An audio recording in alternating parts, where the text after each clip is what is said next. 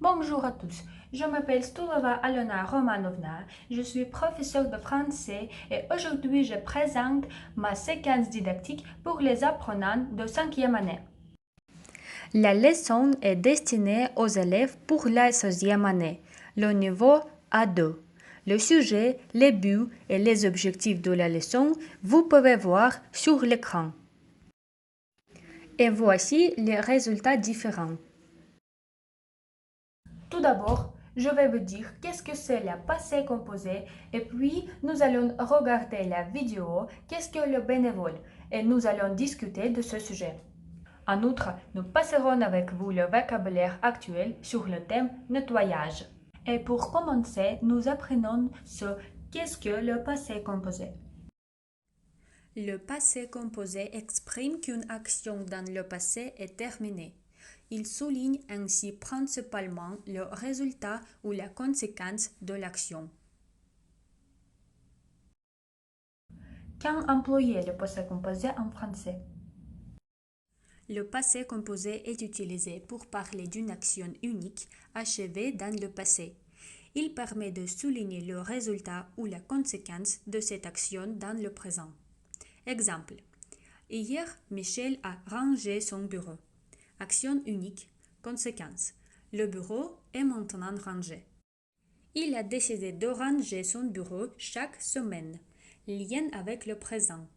Il ne veut plus être si désordonné.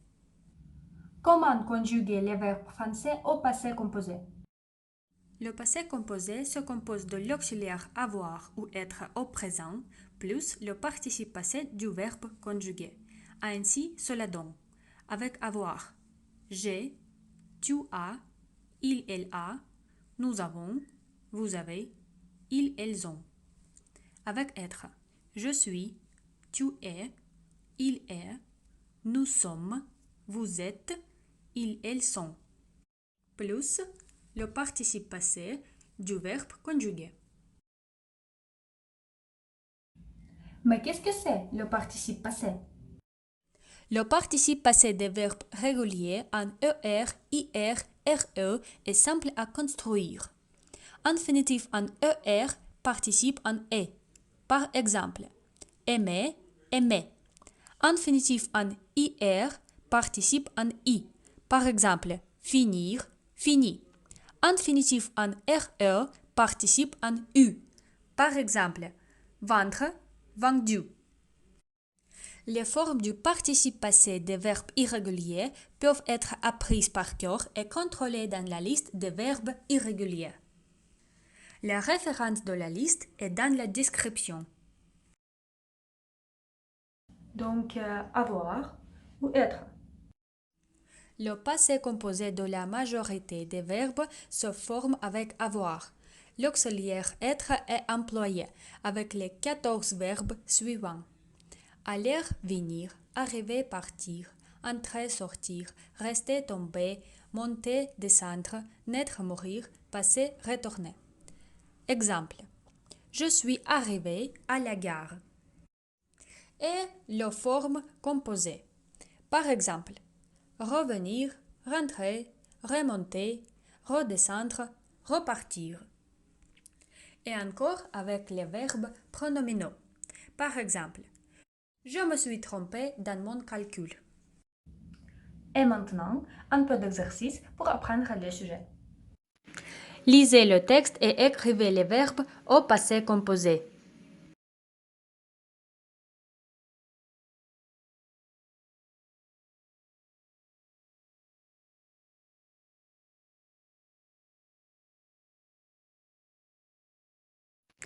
Convertissez les phrases en utilisant des verbes au passé composé.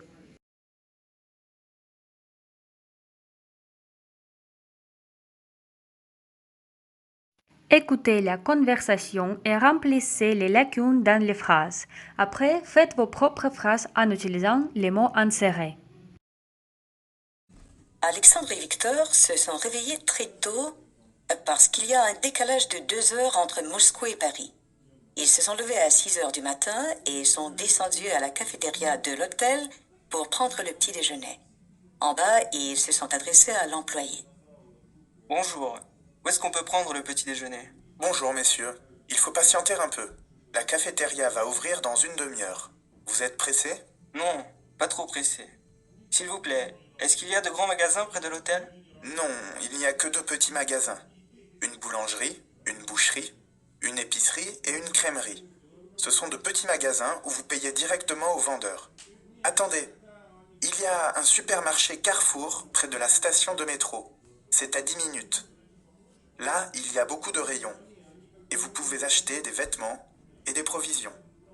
Vous payez à la caisse à la sortie. Les supermarchés, ce n'est pas intéressant. Ce sont partout les mêmes. Hier, nous nous sommes promenés dans le quartier et nous avons vu des boutiques de mode. Je veux y repasser aujourd'hui pour acheter un souvenir à ma femme. Les boutiques que vous avez vues sont assez chères parce qu'elles proposent les derniers modèles de vêtements et de chaussures.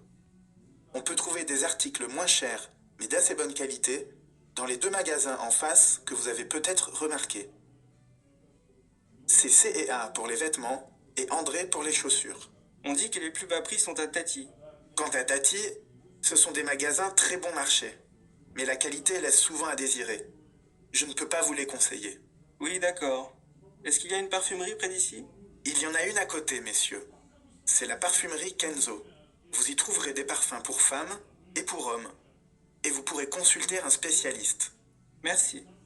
Nous nous y intéressons beaucoup. Et pour les livres, les grandes librairies? Allez plutôt au quartier latin. Vous y trouverez beaucoup de librairies avec un grand choix de livres et de CD. Mais vous ne demandez rien sur les magasins célèbres. Galerie Lafayette, Printemps, Samaritaine. Voulez-vous les visiter aussi? Mais bien sûr, ce sont des noms très connus. Prenez les guides sur Paris. Regardez, ceux-ci sont gratuits pour nos clients. Là, vous trouverez toutes les informations, les adresses et les numéros de téléphone. Merci, c'est gentil. Nous prenons celui-là. Oh, il est déjà 6h30. Nous pouvons aller prendre le petit déjeuner. Bon appétit, messieurs.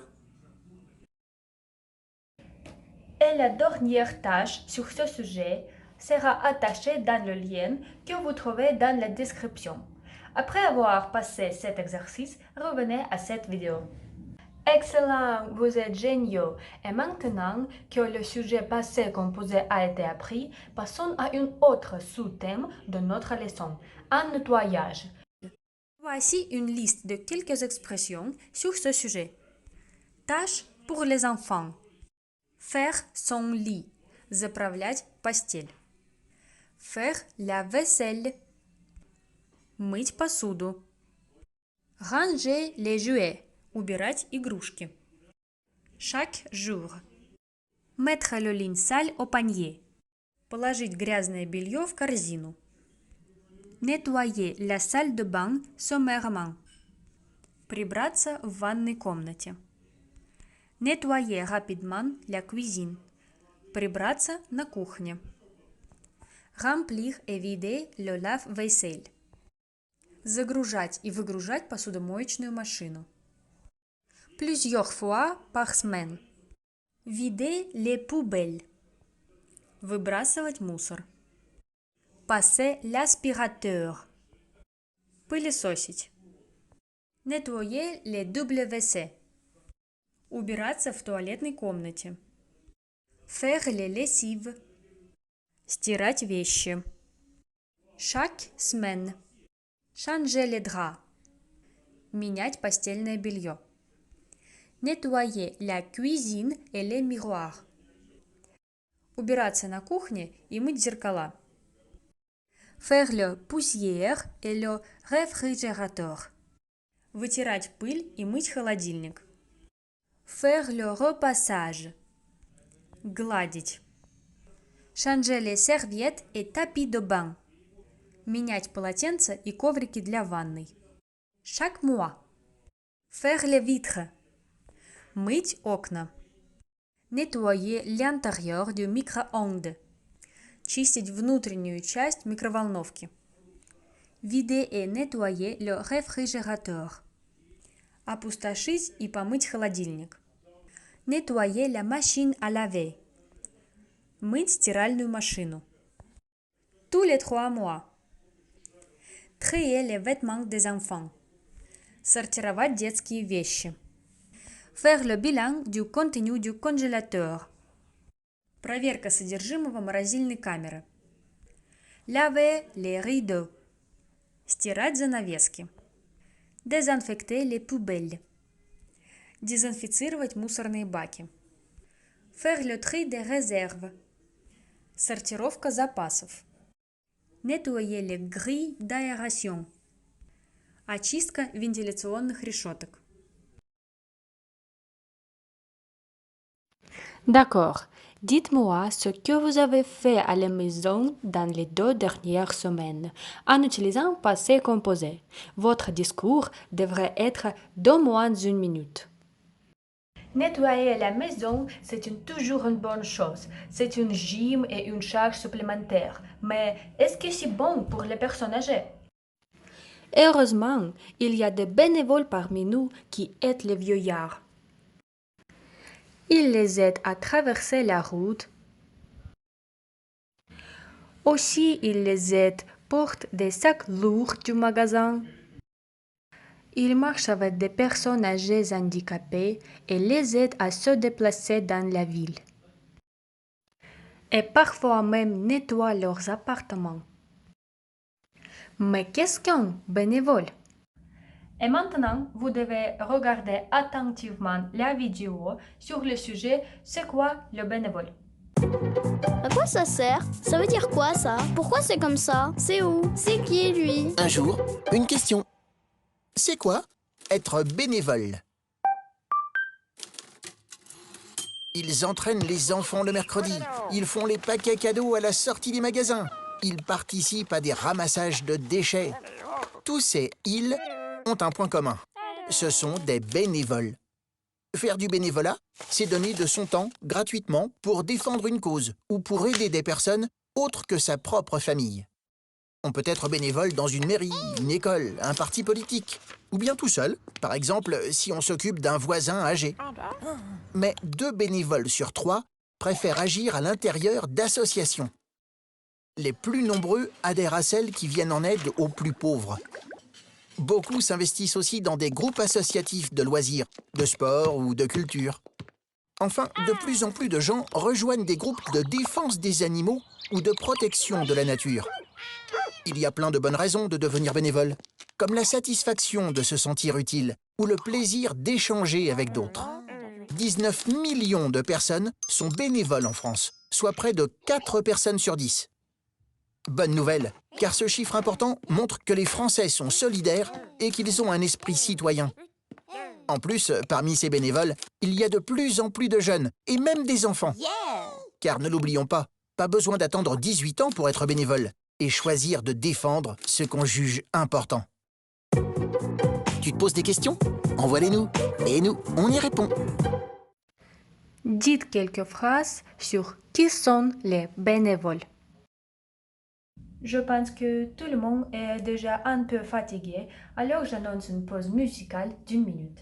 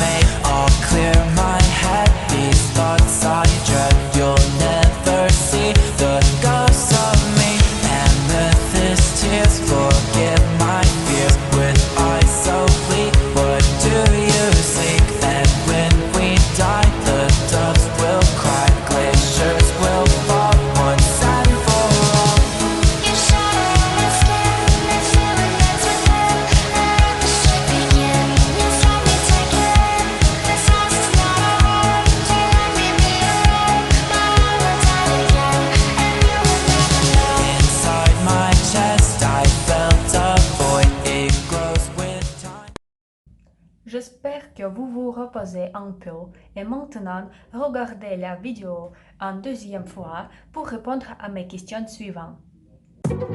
À quoi ça sert? Ça veut dire quoi ça? Pourquoi c'est comme ça? C'est où? C'est qui lui? Un jour, une question. C'est quoi être bénévole. Ils entraînent les enfants le mercredi. Ils font les paquets cadeaux à la sortie des magasins. Ils participent à des ramassages de déchets. Tous ces « ils » ont un point commun. Ce sont des bénévoles. Faire du bénévolat, c'est donner de son temps gratuitement pour défendre une cause ou pour aider des personnes autres que sa propre famille. On peut être bénévole dans une mairie, une école, un parti politique, ou bien tout seul, par exemple si on s'occupe d'un voisin âgé. Mais 2 bénévoles sur 3 préfèrent agir à l'intérieur d'associations. Les plus nombreux adhèrent à celles qui viennent en aide aux plus pauvres. Beaucoup s'investissent aussi dans des groupes associatifs de loisirs, de sport ou de culture. Enfin, de plus en plus de gens rejoignent des groupes de défense des animaux ou de protection de la nature.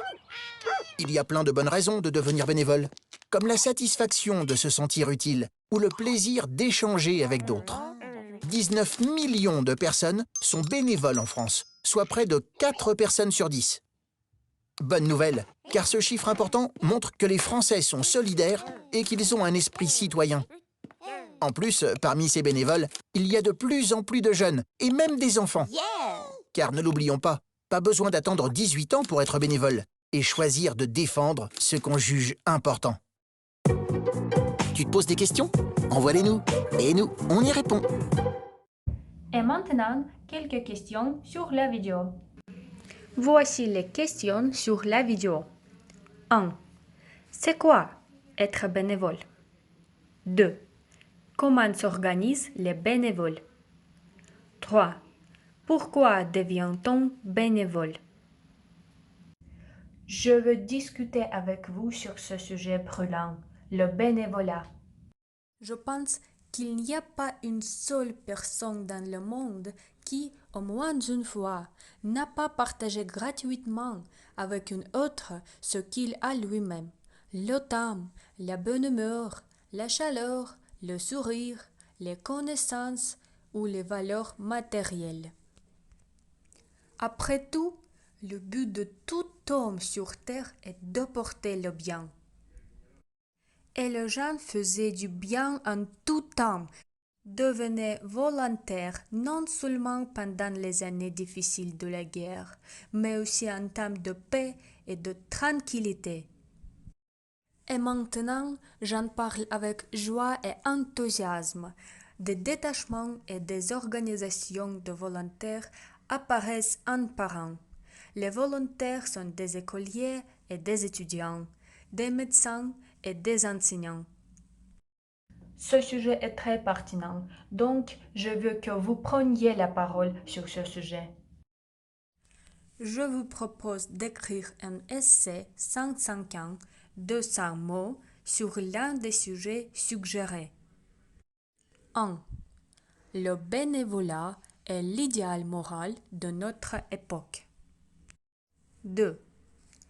Pourquoi je suis devenu bénévole ou pourquoi je veux devenir bénévole, si vous êtes bénévole ou si vous voulez le devenir.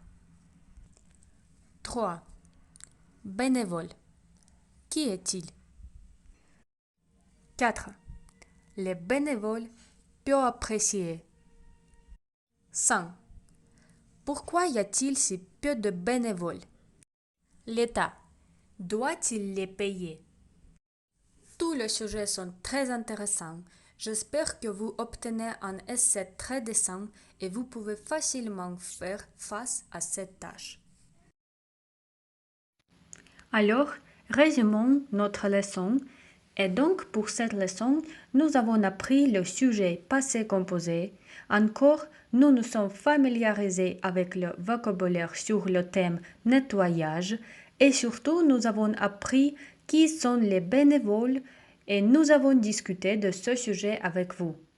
J'espère que cette leçon a été intéressante et instructive pour vous. Peut-être même que l'un d'entre vous a voulu être bénévole. Donc, c'est tout pour aujourd'hui. Merci beaucoup à tous pour la leçon et à bientôt.